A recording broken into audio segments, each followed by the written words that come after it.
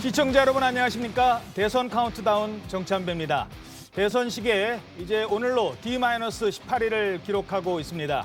공식 선거운동이 시작된 지난 한 주 거대 양당 후보들은 서로에 대한 흠집내기를 이어가고 있습니다.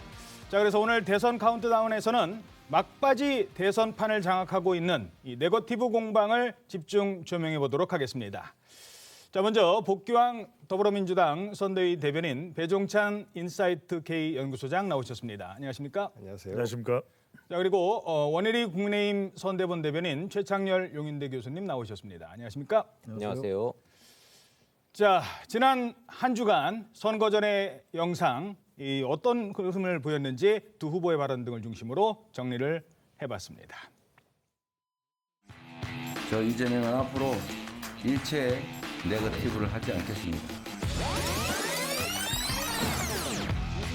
뭘 알아야 면장도 하지. 뭘 알아야 국정을 할 거다니까. 아니겠지 뭐죠?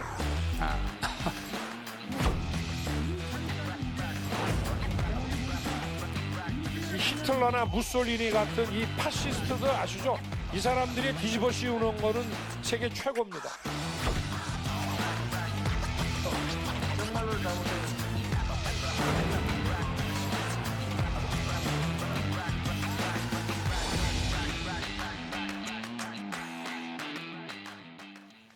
자, 이렇게 거칠어진 입담 속에서 특히나 민감하게 반응했던 키워드, 바로 정치 보복 논란이었습니다. 이러면서 민주당은 윤석열 후보의 이른바 어퍼컷 포즈에 대해서, 바로 저 포즈죠. 여기에 대해서도 불편한 심기를 드러냈습니다. 어퍼컷부터 살펴보죠. 자, 어제도 포컷을 날리셨는데 네. 이게 아예 이제 전략이 된 겁니까? 아니 뭐 전략이라고 할 건 아닌데 뭐 유세에서 국민들이 굉장히 환호를 많이 해주시고 예. 시원하다 그러시니까 이제는 뭐 상징처럼 좀 돼버렸습니다. 이게 뭐 처음에 이렇게 합시다라고 해서 뭐 그 계획한 거는 전혀 아닙니다. 어허. 근데 이제 현장에서 이제 응원전 같은 거에 좀 익숙했던 후보가 이제 동작이 커서 이제 이게 어퍼컷 세러머니를 했더니 예. 국민들이 역동적이다, 힘이 있어 보인다 이제 이런 의견들 주셨고 저희 뭐 굳이 뭐 의미를 부여하자면 히딩크 이 어퍼컷 세러머니 때문에 그 당시 국민들 선수들한테 기운을 불어넣어서 4강 신화를 이뤘죠. 지금도 이제 마찬가지입니다. 뭐 국민들에게 기운을 끌어올려서 국민들이 원하시는 정권 교체 열망 이거를 아주 긍정적인 방향으로 이끌어내겠다 하는 그런 역동적인 메시지로 이해해 주셨으면 좋겠습니다. 민주당의 뭐 내로남불 이재명 후보의 위선 힘드시죠? 코로나 10만 명 힘드시죠? 국민 여러분 힘내십시오. 저도 한번 한번 내보겠습니다. 이런 의미입니다. 그냥. 예. 이렇게 웃자고 뭐 처음에 시작을 해서 이렇게 했는데, 근데 이걸 보는 상대방 입장에서는 저게 누구한테 날리는 거지? 좀 불편하셨다는 얘기를 들었어요. 한 방 맞은 느낌인데요. 예, 기운 내십시오. 그냥 기운을 내시자는 겁니다.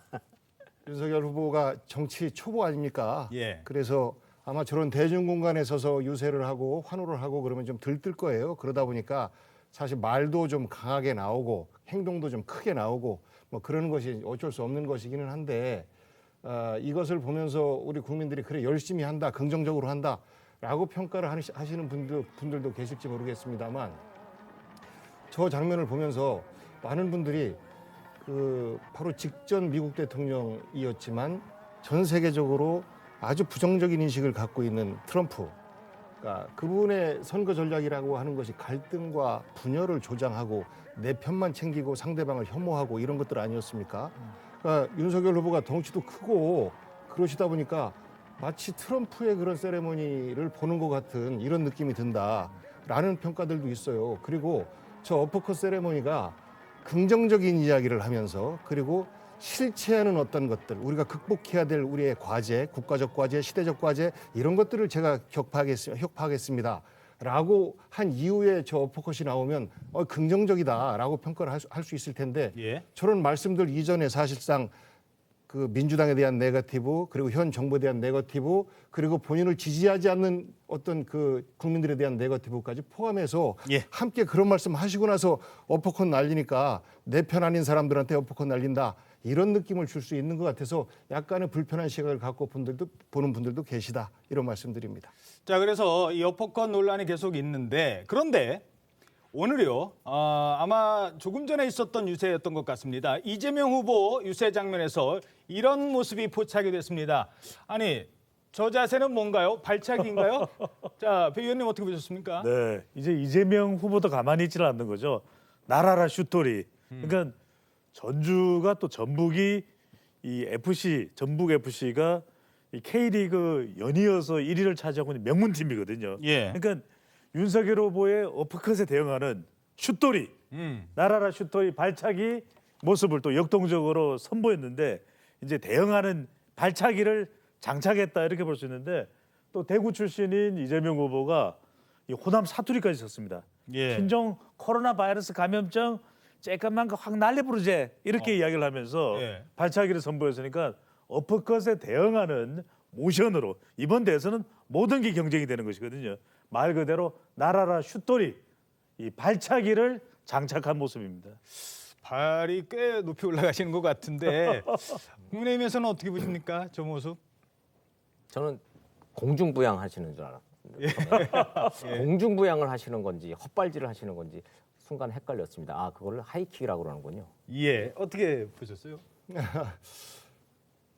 뭐 긍정적으로 보시죠. 예. 그리고 저 나이에 비해서 운동을 꾸준히 한 분도 아닌데 발이 많이 올라가네요. 건강 관리 잘하신 것 같습니다. 예. 윤석열 후보는 발에 문제가 있다라고 나경원 대표가 얘기를 하던데 최소한 그런 문제는 없는 것 같습니다. 예. 자, 그런데 이 사진을 이렇게 두 사진을 놓고 비교를 해보면 한 분은 어퍼컷을 날리고 한 분은 하이킥을 하고 이걸 저렇게 조합을 해보니까 이게 또 좀 글쎄요. 어떻게 보십니까? 그래서 저는 대선 꽤 많이 봐왔는데 예. 어퍼컷 하이킥 이렇게 양대 후보가 하는 것도 처음 봤어요. 지금 예. 이번 선거가 유난히 그 이제 네거티브가 많다. 근데 이거를 네거티브라고 볼 수는 없다 하더라도 전 두 개 다 불편해 보여요. 여기 나온 두 분도 약간 자신들 후보들의 그런 것들에서 약간의 그 불편함을 인정하면서 이거 좀 했으면 좋겠어요. 두 분도. 자신들이랑은 다 좋다는 거 아닙니까? 두 분이. 복경 대변인도 그렇고 이게 여기서 그대로 네거티브가 들어가는 것 같아서 예. 뭐 그렇게 기획을 하시는지 모르겠는데 예. 아무튼 어퍼컷도 기획을 하진 않았습니다. 하진 않았겠죠. 근데 어퍼컷도 저는 처음에 볼 땐 행동이 너무 과하다, 행동이 너무 크다라고 느꼈고 거기에 대응하는 것 같아요. 저분 이재명 후보는 근데 굳이 대응 안 해도 되거든요. 결국 국민들이 판단하는 거라는 생각이 들어서 아무튼 이 선거가 막바지로 가면서 이제 양대 후보가 너무 과도하게 액션도 그렇고 뭐 단어는 물론이고 말이죠. 예. 그런 것들은 조금 자제할 필요가 있고 그리고 더 조급한 쪽이 조금 더 지는 쪽이 네거티브도 많이 하는 것 같아요. 그걸 위해서 국민들이 네거티브도 많이 하면은 상대방이 흠집이 나는 게 아니고 저쪽이 좀 지나 보다 예. 이렇게 생각할 수 있다는 거예요. 예, 알겠습니다. 자, 어찌됐든 뭐 외신이나 이런 쪽에서 봤을 때 한 후보는 어퍼컷을 날리고 한 후보는 발차기를 하고 글쎄요, 어떤 제목이 뽑힐지 조금 우려스러운 측면이 있는 건 사실인 것 같습니다. 문제는 이런 세러머니가 여기서 그치는 게 아니라 정치적 해석을 낳는다는 겁니다. 그러면서 정치 보복이라는 단어가 등장을 합니다. 양당의 목소리 좀 더 들어보시죠. 윤석열 후보에게 경고하고자 합니다. 우리 정권이나 우리 상대방 후보를 겨냥한 듯이 어퍼컷을 날린다든가 박살을 내겠다 이런 표현들 보면서 대단히 오만하다. 모 눈엔 모나만 보인다고 세상을 좀 긍정적이고 밝은 눈으로 보면은 좀 좋을 텐데. 국가의 최고 지도자가 되겠다는 사람이 대놓고 정치 보복하겠다고 합니까? 정치 보복을 누가 제일 잘했습니까? 자, 바로 질문 드리죠. 이 적폐 수사라는 단어를 들었을 때 바로 민주당에서는 아, 이건 정치 보복하겠다는 거다. 이렇게 지금도 생각하시는 겁니까? 바로 그렇게 읽힙니다.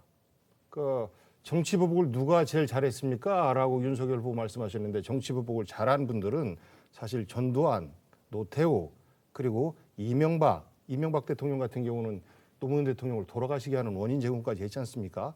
바로 정치 보복의 뿌리가 그쪽 땅에 있어요.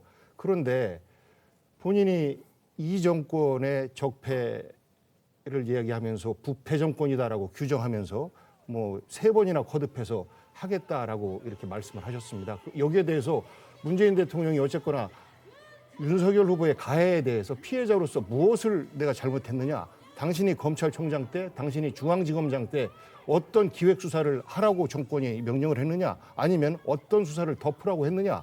그러면 당신이 책임자였는데 알 수 있는 거 아니겠느냐라고 이야기를 했어요. 그러면 이거에 대해서 본인이 말을 그렇게 잘못 표현했다면 그 부분에서 불편하셨다면 죄송하다라고 말씀하시면 돼요. 그다음에 잘못된 부분에 대해서는 뭐 누구든지 수사받고 해야죠. 공평하게. 저희가 그걸 하지 말자는 이야기가 아닌데 끝까지 문재인 대통령께서 사실 선거 개입에 대한 우려 때문에 조용히 계신데 저런 말씀을 듣고 어떻게 가만히 계시겠습니까? 그래서 사과해라라고 했더니 아직까지도 말씀을 안 하시고 여기에 대다가 히틀러 무솔리니를 들이대면서 조작한다, 왜곡한다 이렇게 하고 있는 거예요. 정말 그 윤석열 후보의 이 속에는 내가 대통령이 되면 그동안 나를 불편하게 했던 추미애 전 장관을 비롯해서 모두들 가만 안 둬. 이런 생각이 들어가 있는 거 아닌가라고 우리 국민들이 굉장히 걱정하고 불편해하면서 노무현 대통령의 그런 재판을 보게 되지 않을까라는 우려를 갖고 있는 것이 현실이고 이 우려를 씻어내야 될 당사자는 윤석열 후보다라는 생각을 갖고 있는 겁니다. 반론 듣겠습니다. 이재명 후보한테 제가 공개적으로 질문을 하나 드리고 싶은데 노무현 대통령 당선된 직후에 DJ 정부 때 이루어졌던 대북 송금 사건 특검했죠. 그래서 처벌했죠. 잘못된 게 드러났으니까. 이게 정치보복이라고 그랬습니까? 그걸 정치보복이라고 얘기할 수 있을까요? 전 정권에서 뭔가 잘못됐습니다. 뭐 진실을 밝혀야 되겠죠. 수사를 했어요. 나왔어요. 그러면 이걸 어떻게 해야 됩니까? 덮어야 됩니까? 처리를 해야 됩니까? 이거 정치보복 아닙니다. 정치보복이라고 얘기한 적이 없어요.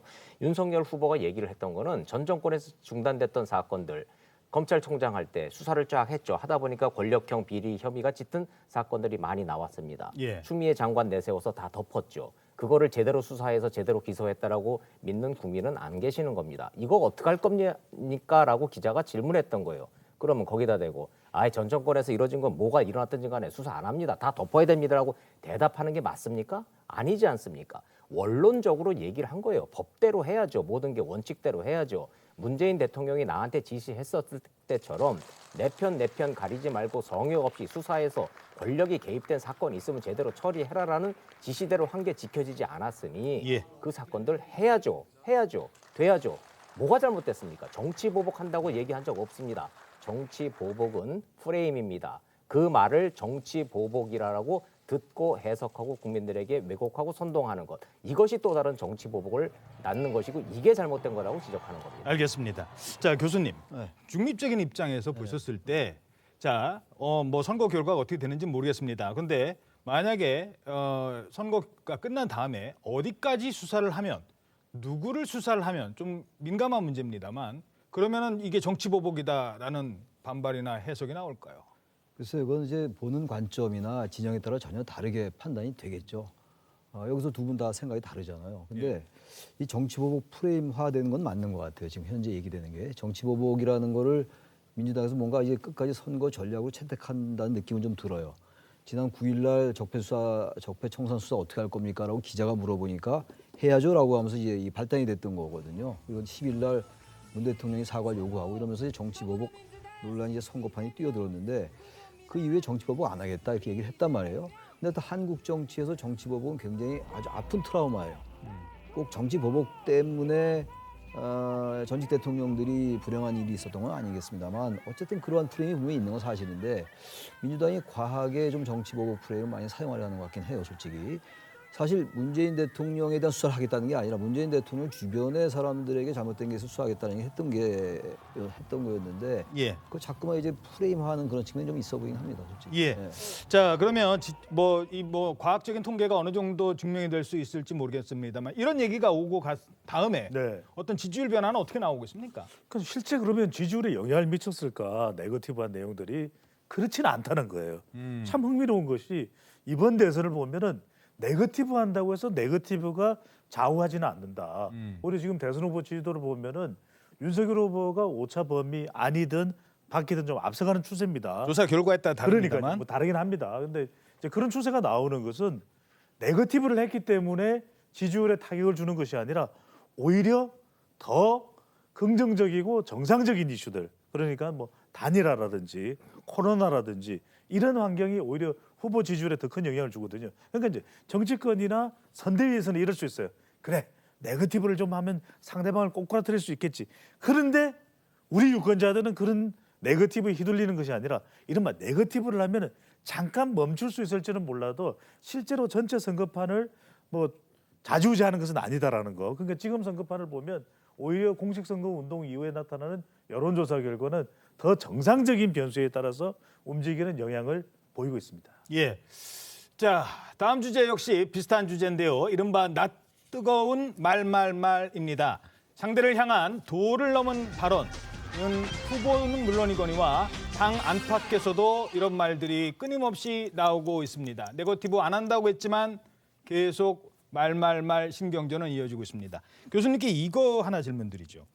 이 어떤 이런 네거티브가 유혹입니까? 안 하겠다 하면서도 이거를 할 수밖에 없는 선거를 치르다 보면 그런 게 있습니까? 네거티브라는 것도 하나의 전략이죠. 그러니까 네거티브하고 상대에 대한 흠집을 내는 게 좀 경계가 애매합니다. 정말 국민들이 알고 싶어하는 것들이 있거든요.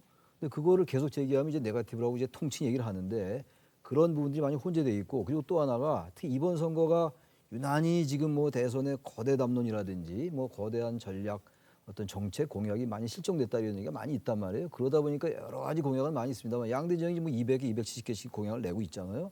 그럼에도 불구하고 그런 거대한 공약이 없다 보니까 상대를 깎아내림으로써 내가 득표하려 하는 그런 전략을 많이 쓰게 되니까 어떤 선거 때보다도 어느 선거나 네거티브에 대한 유혹은 있을 겁니다. 아마. 예. 그럼에도 불구하고 이번 선거 아까 말씀드린 그러한 이유들 때문에 더 네거티브에 대한 유혹이 많고 실제 저렇게 나타나고 있다고 생각을 합니다. 예. 박빙일수록 네거티브는 더 강해진다. 그럼요. 왜냐하면 뭔가 정책을 내놔도 변별력이 없거든요. 별로 차이가 없어요. 그러니까 이른바 왜 네거티브에 주목을 해? 치명적 유혹입니다. 이른바 주파수 이론인데 주목도가 높아. 무슨 일이지? 예. 그 다음에는 파급성이 커지거든요. 일판만파 그랬어? 그 다음에 수는 뭐냐? 수용성. 더 솔깃한 거예요. 긍정적인 이야기를 하는 것보다 그런 일이 있었어? 그러니까 이게 주파수 이론에 따르면 더 사람들이 유권자들이 볼 때는 귀 기울일 수밖에 없고 빠져들 수밖에 없고 이 파급성도 더 확산되기 때문에 이른바 치명적인 네거티브 유혹인 거죠. 예. 자, 그러면서 이걸 또 유권자들에게는 쉽게 전달을 해주고 한번 들으면 주목도를 끌어야 되니까 이게 와닿는 말을 써야 되거든요. 좀 더 자극적인 말이 쓰이면서 문제가 된다는 겁니다. 자, 지난주 선거운동 기간 동안 양당에서 주고받은 이건 몇 가지 거른 표현입니다만 다시 한번 들어보시죠. 주술의 국정이 휘둘리면 되겠습니까, 여러분? 소련 공산주의자들이 늘 하던 짓이 자기 과오를 남에게 뒤집어 씌우고 일자라는 후보를 선택하시겠습니까? 술을 잘 마시는 후보를 선택하시겠습니까? 현재 이재명 후보는 어떤 사람이길래 그렇게까지 법인카드로 소고기를 많이 먹습니까? 소고기 도둑 아닙니까, 여러분? 자, 바로 질문 드리죠. 각 당에 하나씩 같은 질문 드리겠습니다. 아무리 뭐 말 네거티브 전략이라 하더라도 이 말만큼은 좀 심했다라는 표현이 있을까요? 민주당에서는 어떤 표현이 있었습니까? 하도 많아서 뭐를 하나 네. 끄집어내기가 어려운데 가까이에 민주당은 암에 걸린 정당이다 라는 표현은 굉장히 좀 듣기 불편하고 특히 현재 암 투병을 하고 계시는 환자분들 같은 경우는 어떻게 들리겠습니까? 그래서 그 부분은 정말 대선 후보로서 쓰지 말아야 될 그런 표현이고 상대방 정당에 대한 혐오를 그런 정도로 표현하는 것에 대해서 정말 이건 좀 해도 너무한다. 정 그런 표현 쓰고 싶으면 대변인 통해서 뭐 대신 총 맞게 하든지 이렇게 하는 게 맞는 건데 본인 입으로 해요. 그리고 좀 전에 말씀드렸던 것처럼 현 정부에 대해서 파시즘이라고 하는 거 아닙니까? 무솔리니, 히틀러를 얘기를 하면서 이런 표현들은 그야말로 네거티브가 아니라 혐오 조장이에요. 전형적으로 처음 말씀드렸던 트럼프의 선거 전략처럼 혐오를 조장해서 상대방을 고립시키기 위한 이런 말들이라 저는 그것에 대해서 이번 대선이 갖는 상처가 너무나 클 것 같다라는 우려를 갖고 있습니다. 자, 거기에 대해서 뭐 나온 배경이라도 좀 설명해 줄 수 있을까요?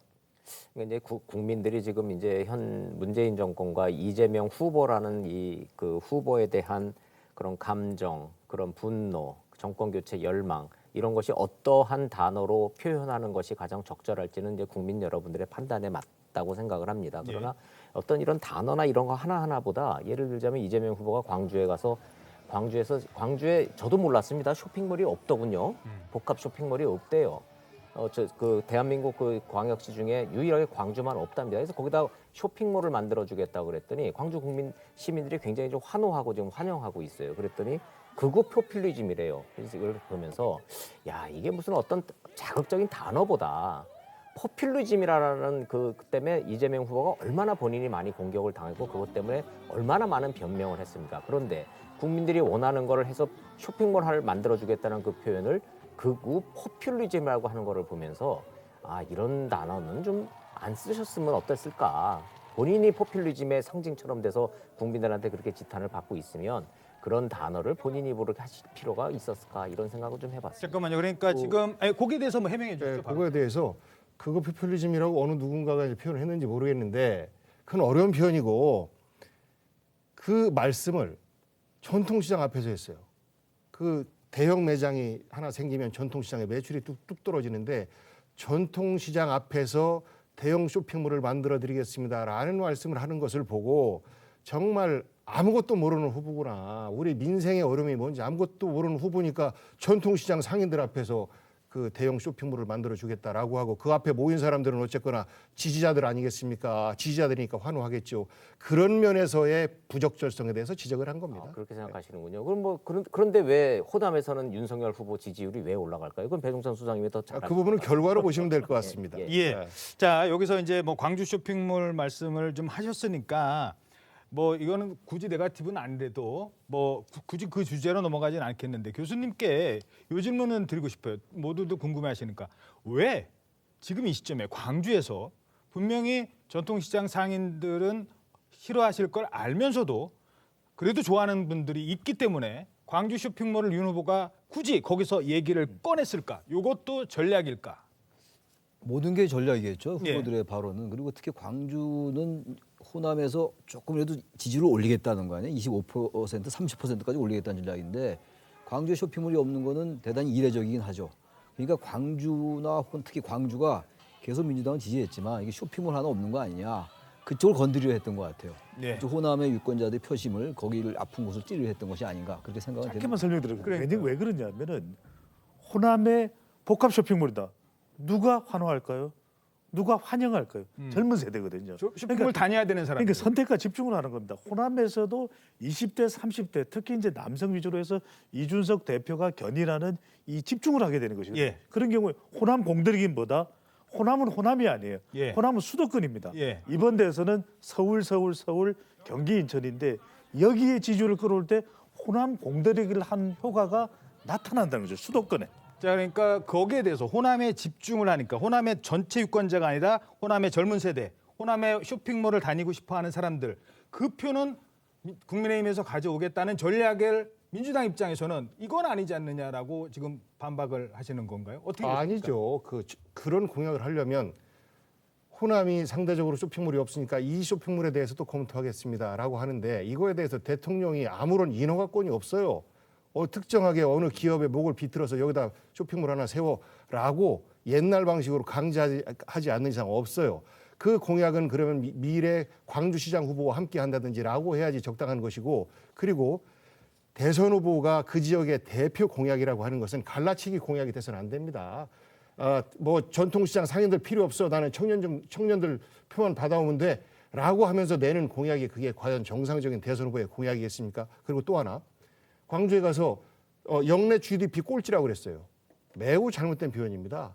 영내 1인당 그러니까 GRDP라는 표현이 정확한 것이고 이것을 얘기할 때는 1인당 GRDP라고 이야기를 해야 되는데 사실 대구가 꼴찌예요. 대구도 한 정당에 올인했던 지역이고 광주도 어찌 보면 한 정당 아니 어찌 보면 광주 같은 경우는 지난번에 이제 안철수 씨가 이끌어가는 그 정당에 또 표를 주기도 하고 약간 움직였습니다. 그런데 이것을 일종의 지역 감정을 조장하는 듯한 발언과 더불어서 특정 연령층만 지지하는 겨냥하는 이런 공약이 지역의 대표 공약으로 나가는 게 저는 그것이 아무리 선거에 유리하다 할지라도 대통령 후보로서 이게 적당한 말인가? 라는 의구심을 가지고 있어요. 쇼핑몰은 그거는 갈라치기는 아닌 것 같아요. 쇼핑몰을 뭐 젊은 사람만 이용합니까? 그 지역에 거대한 어떤 매장이 없다라는 거니까 그걸 그렇게 일반론으로 생각해야 될 것 같아요. 그 젊은 사람과 나이 든 사람을 갈라치기 한다는 건 과도한 해석이다. 그게 제 생각입니다. 해석이 그렇게 배 소장님께서 하셔서 그런 측면이 있다라고 하면 그건 매우 잘못된 것이다라고 말씀드리는 거예요. 광주 시민들이 우리는 쇼핑몰 필요 없어요라고 하는데 저희가 가서 광주 쇼핑몰 만듭시다라고 하는 게 아니지 않습니까? 광주 시민들이 왜 대한민국에서 광주만 유독 쇼핑몰이 없습니까? 우리만 왜 여기서 이걸 누릴 권리가 없습니까?라고 말씀하시니까 국민들이 원하시면은 호남, 영남 왜 가립니까? 국민들이 원하시는 걸 해드리겠습니다라고 말씀을 드렸는데 갑자기 이걸 포퓰리즘이라고 하고 이재명 후보도 그렇고 민주당 분들이 이제 뭐 용어를 자꾸 이렇게 어려운 용어를 대서 뭐 GRDP, GDP 이렇게 설명하시는 걸 좋아하긴 합니다만은 저는 일반인의 언어로 말씀을 드리면 국민들이 원하시면은 원하시는 그 민생 문제를 해결해 드리겠습니다라고 말씀드린 거예요. 그거는 정치 보복도 아니고 지역주의도 아니고 그거는 아무것도 아닙니다. 그냥 국민들이 원하는 걸 해드리자는 거예요. 그런데 굉장히 그게 아프셨던 건지 그것 때문에 호남에서 윤석열 후보 지지율이 올라간다 그러니까 당황을 하신 건지 거기에 갑자기 험한 말씀을 하시기 때문에 제가 이렇게 자꾸 험한 말씀들을 하시면은 선거전에서 공약으로 얘기합시다라고 얘기를 드릴 수밖에 없는 거죠. 그 부분에 대해서 민주당 입장을 정리하면 깔끔하게 전통시장에서 코로나 때문에 어려워하는 전통시장 상인들 앞에서 대형 쇼핑몰을 짓겠습니다라고 하는 발언은 매우 잘못된 것이다라는 것입니다. 매우 간단한 정리입니다. 예, 알겠습니다. 뭐 지금 저희들이 말말말 얘기를 하다가 현재 논란이 되고 있어서 했는데 아까 배 의원님 말씀하신 내용 중에 그러니까 누가 들으면은 솔깃할 수 있는 뭐 아까 그런 여러 가지들 말 중에 이런 쇼핑몰이나 무언가를 가지고 오겠다. 이게 그러니까 네거티브는 아니래도 모든 사람들이 그래 할 수 있는 거는 공약 자체로서는 어떤 효과가 있을까요? 효과가 있는 거죠. 왜냐하면 누군가에게 솔깃할 수 있다는 것은 지지층을 결집할 수 있는 것이거든요. 그러니까 대선에서 중요한 것은 좀 과장될 수도 있습니다. 또 파장을 일으킬 수도 있습니다. 또 확장될 수도 있습니다. 그럼에도 불구하고 MZ세대나 여성이나 중도층이 지금 중요하거든요. 이들이 귀에 쏙 들어와서 그래? 그럼 난 관심이 가는데 이럴 때 말 그대로 좀 더 유권자들이 많은 관심을 볼 수가 있는 거죠. 잠깐만요. 균형을 맞추기 위해서 그렇다면 탈모 공약 지금 윤석열 후보 공약을 얘기했으니까 탈모 공약도 이런 공약 중에 하나라고 보십니까? 그럼요. 오죽했으면 유행어가 생겨났지 않습니까? 모발. 이게 이제 유행어가 생겨날 정도면 이것도 관심이 있는 것입니다. 그러니까 이재명 후보가 많은 여론 중에서 탈모 공약을 보험약으로 이제 보험으로 처리할 수 있는 것을 제시한 것은 그만큼 1,500만 탈모 인구 이야기까지도 할 정도거든요. 이것도 아주 솔깃한 공약이죠. 자, 그래서 이제 두 후보의 얘기를 했거든요. 근데 이런 공약만 서로 이제 부각이 되다 보면 정작 중요한 공약은 생각도 못 하게 되고 탈모 갖고 선거 치러야 되고 광주의 쇼핑몰 갖고 선거 치러야 되느냐라는 비판도 있을 수 있습니다. 이번 선거가 양쪽이 다 그런 것 같아요. 공약의 커다란 어떤 맥락, 철학 속에서 공약이 나오는 것 같지가 않더라는 거예요. 공약이 미리 완전하게 다 준비될 수는 없다 하더라도 어느 정도는 큰 맥락이나 철학이나 이념의 틀 내에서 나와야 되는데 그때 책상머리에서 나오는 게 많은 것 같고 아이디어 차원의 공약들이 많다 보니까 탈모 공약 같은 건 상당히 솔깃하죠. 저는 근데 그게 처음부터 나온 것 같지는 않고 양쪽이 다 그런 것 같아요. 그러다 보니까 사소한 공약이 굉장히 큰 논란을 일으키고 그러면서 그게 네거티브로 또 가고 그러다 보니까 역대급 비호감 선거란 말과 같이 연결되는 게 아니냐 이런 생각이 듭니다. 알겠습니다. 자, 이제 세 번째 주제로 넘어가 보도록 하겠습니다. 서로가 자극적인 언사에 골몰하는 와중에 핵심적 의혹들이 수면 위로 올라오고 있습니다.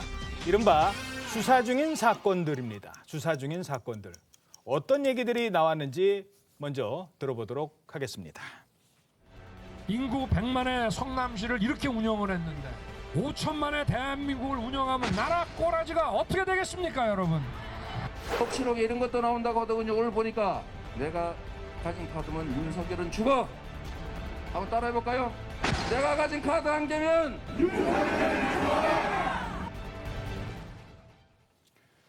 자, 윤석열 후보는 이재명 후보의 안방과도 같은 성남에 가서 대장동 의혹을 꺼내 들었습니다. 그런가 하면 이재명 후보는 이에 질세라 수위를 높여서 맞받아치는 모습을 보이고 있습니다. 무당 얘기도 계속 나오고 있습니다. 자, 짧게 우선 먼저 질문을 드리겠습니다. 상대방의 여러 의혹들 중에서 지금 이 시점에 이 의혹은 선거 전에 다 풀진 못해도 꼭 해명이 필요한 의혹이다. 윤석열 후보에 제기된 의혹 중에는 뭡니까? 우선 그 삼부토건과 관련된 의혹에 대해서 한겨레 신문 기자가 취재를 했어요. 이거에 대해서 아무런 말씀도 없으십니다. 그리고 물론 오래전 일이고 하다 보니까 이것을 완전히 밝히기 어렵겠습니다만 삼부토건과 윤석열 후보와의 관계 이것이 오래전부터 계속 의심받아 왔었던 건데 한 빙산의 일각처럼 부분이 드러난 거거든요. 그런 문제라든지 그리고 부인의 도이치모터스 주가 조작 의혹과 관련해서 관련 계좌를 다 드러내면 돼요. 그러면 그동안 정말 민주당이 가짜 공격했구나라고 본인도 뭐 투명하게 우리 저 해명도 될 것이고 그런데 안 하지 않습니까? 2010년 5월 이후로는 안 했다라는 거짓말 이후에 그 나머지 아무런 해명이 없어요. 이 두 가지 정도는 선거 전에 국민들에게 밝혀야 되고 만약에 이것이 해명이 안 된다라고 하면 저는 나중에 사법적 처리를 피하기가 어렵다라는 생각을 갖고 있습니다. 예, 뭐 시간이 길지 않기 때문에 짧게 해명 부탁드리겠습니다. 그 두 개를 먼저 해명을 할까요? 이재명 후보가 지금 반드시 털고 가야 되는 먼저 해명부터. 예, 해명 한겨레 기사 말씀하셨는데 한겨레 신문 자체에서 해당 기자의 그 초고를 가지고 이리 보고 저리 보고 다 해다가 도저히 기사를 낼 수 없어서 몰고를 포기한 기사입니다. 그만큼 사실관계 확인이 안 됐고 의혹이고 기자의 주관이 들어가 있기 때문에 도저히 낼 수 없다고 한겨레 신문이 판단한 문제입니다. 저희가 개입한 문제 아닙니다. 따라서 이 문제를 가지고 의혹이다, 자, 적절치 않은 거고 국민들이 한겨레 신문에 물어보시면 되는 문제입니다. 도이치모터스. 자, 주가 조작범 잡아놓습니다. 전부 다 5명이 구속이 됐어요. 그런데 그 추미애 장관이 그 거느리고 있는 이른바 추미애 사단 검찰이 2년 동안 탈탈 털었습니다.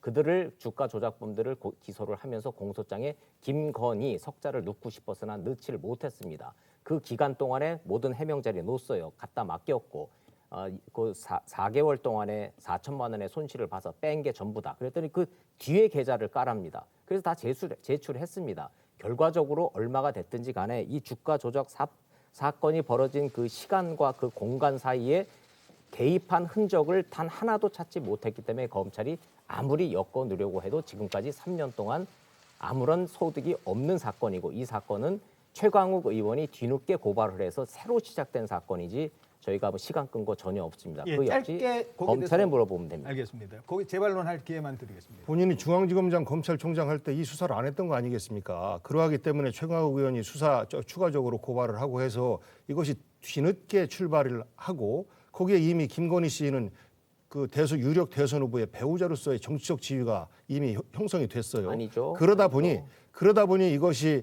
정치적 이유로 해서 계속 질질 끌린다라는 의혹을 우리 국민들은 갖고 있습니다. 이런 부분에 대해서 아까 계좌 보여줬다라고 했는데 어디다 보여줬습니까? 2010년 5월 이후에 안 했습니다라고 했는데 이미 한 40여 차례 했고 약 35억 정도의 예상 수익이 있다라는 언론 보도가 있어요. 35억 정도면 100만 원, 1000만 원씩 투자한 서민들은 그 다 날리는 겁니다. 그 조작범들에 의해서. 자, 저 두 분께 출마도 하셔야 되고 이게 선거법의 허위사실 유포가 굉장히 위험한 문제이기 때문에 제가 사실관계를 우리 복귀왕 대변인을 위해서 좀 바로 잡아드릴게요. 검찰총장 시절 중앙지검시장에 벌어진 사건 아니고요. 검찰총장 인사청문회 때 야당 의원, 그 당시 야당이었던 현 국민의힘이 의혹 제기를 해서 민주당에서 다 확인하고 청와대에서 그 계좌에 대해서 다 검토한 뒤에 인사청문회 자료 청와대에서 검증 끝내서 클리어한 사건입니다. 자, 이 뭐 개별 사안에 대해서 오늘 더 깊이 논의하는 자리는 아니니까 양해 부탁드리겠습니다. 자, 그러면 이번에는 국민의힘 입장에서 이재명 후보의 의혹 가운데 요거만큼은 반드시 선거 전에 해명이 필요하다. 어떤 겁니까? 대장동 3억 5천 투자해서 1,100배의 수익을 올려서 국민들 억장 무너진 거 다 알고 계시는 거고 그중에 이재명 후보가 그분이라고 믿는 국민들이 국민의 73%라는 여론조사 결과가 나와 있습니다만은 그 존재가 여전히 지금 드러나고 있지 않죠. 어제 보도 보셨고 저희도 봤지만 17개 녹취록이 새로 공개가 됐다고 하는데 거기에서도 그분의 존재가 드러나질 않습니다. 그런데 일부 언론과 민주당에서는 그분이 이재명 후보가 아니라 현직 대법관이다라고 지금 아전인수격으로 해석을 하고 계십니다. 아무리 들여다봐도 국민적 시각으로 봤을 때 어떻게 그분이 이재명 후보가 아니라 그분이라고 적시할 수 있는지 이해가 되지 않습니다. 어찌 됐든 대장동 사건 3억 5천만 원 투자해서 1,100배 수익을 올려서 1조 가까운 부당 이익을 얻었습니다. 그 돈 어디로 갔는지 밝혀야 됩니다. 간단한 문제로 법카 소고기 이거 어떻게 할 겁니까? 또 바로 옆집에 전세가 옆집 캠프로 사용된 것이 아니라는 의혹이 지금 됐습니다. 도대체가 상식선에서 이해가 되지 않는 옆집 전세 문제 이거 어떻게 할 겁니까? 그냥 단순한 도덕적 문제가 아니라 선거법 위반의 소지가 다분하고 법인카드 횡령은 국고 손실, 공무원들 채용해서 그 부인의 그 전담 비서처럼 활용한 거, 직권 남용 이 문제 어떻게 할 겁니까? 이거 다 덮고 가야 됩니까? 이런 거 수사하자 그러면 또 정치 보복이라고 하시려나요? 해명 기회 드리겠습니다. 그러니까 이제 한두 가지만 말씀하시라 그래서 한두 가지 말씀드렸더니 다 늘어놓으셔서 예. 참 이러면 안 되죠. 그러게 왜 이렇게 많이들 하셨을까요? 3억 5천으로 수천억 벌었다라고 하는 것은 그거는 기본적인 법인을 어떻게 구성하는지 경제활동을 어떻게 하는지에 대한 상식조차가 없는 주장입니다. 3억 5천은 자본금이고 그 다음에 여기에서 불법 대출 알선 문제가 있어요. 부산저축은행의 불법 대출 알선 문제가 있는데 이것을 윤석열 후보가 개입이 되었다라는 의혹이 있어요. 왜냐하면 그 불법 대출 관련돼서 윤석열 후보가 과장일 때 담당 과장이었을 때 무혐의 처리한 거를 4년 후에 다른 검사가 수사해서 사실 기소를 해서 유죄 판결을 받게 했거든요. 그래서 봐주기 의혹이 있는 거 아니냐라는 것이 대장동의 출발점이에요.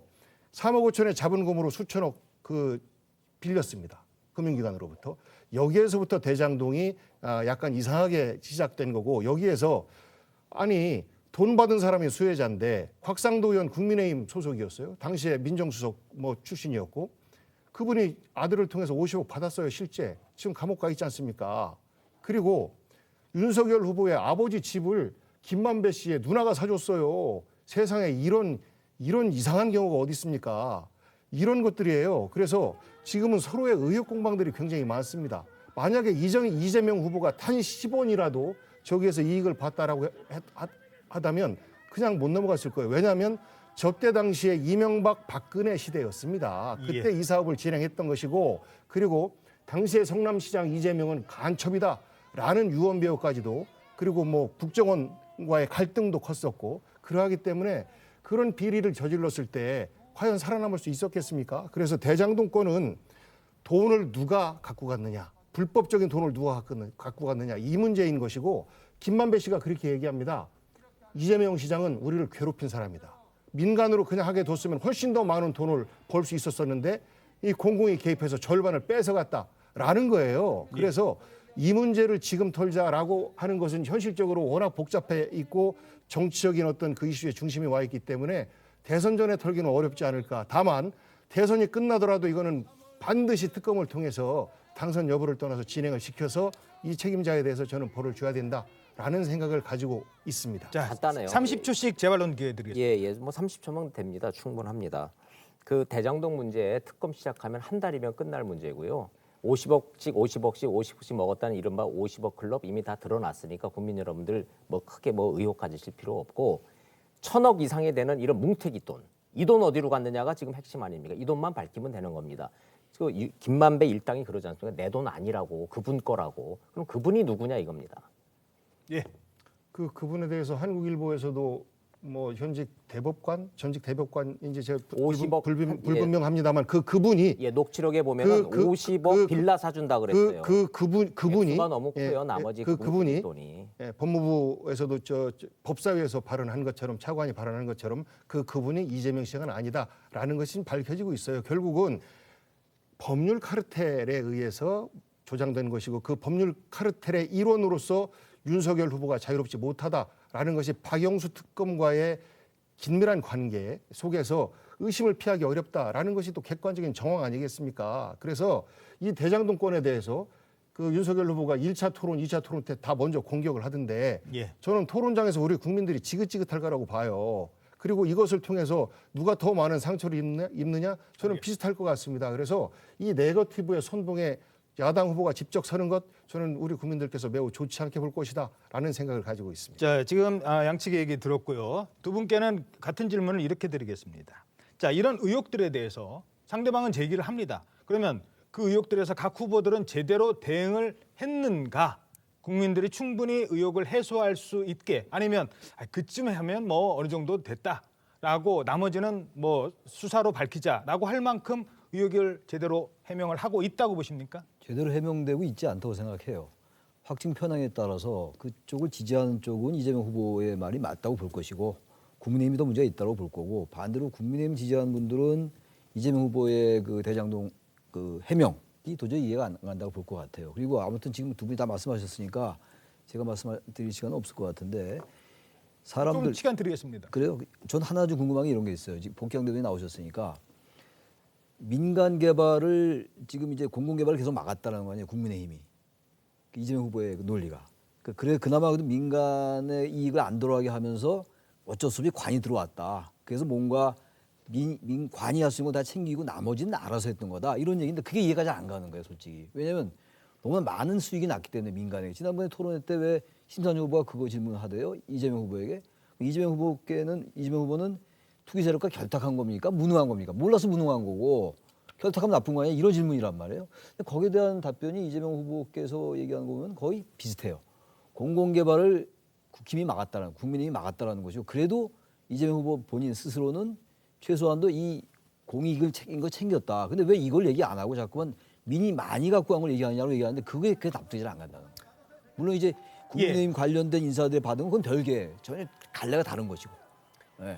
민간이 개발해서 많은 이익을 취하려고 했던 것에 대해서 행정은 인허가 당국으로서 인허가 절차만 처리해주면 되는데 이것을 가만히 보니까 그냥 민간 배불리기만 해서는 안 되겠다라고 해서 뒤늦게 관이 개입을 한 겁니다. 결국은 김한배 씨 입장에서 볼 때는 내가 훨씬 더 많이 벌어갈 수 있는데 결국 5천억, 뭐 대략 한 7천억 정도의 이익을 뺏긴 꼴이죠. 그 민간 개발업자는. 그런데 이것에 대해서 당시에 시의회의 다수당이었었고 그리고 그 당시에는 이재명 시장이 야당 시장이었으니까 그 힘에 100% 관철을 못 시켜낸 겁니다. 결국은 타협을 할 수밖에 없었던 거죠. 나의 소신인 100% 공공개발을 당신들이 원하는 민간 개발과 50대 50으로 한번 타협합시다라는 저는 정치적 타협의 산물이라고 봐요. 예. 그리고 여기에 대해서 초과 이익 환수 부분에 대해서 왜 안 했느냐?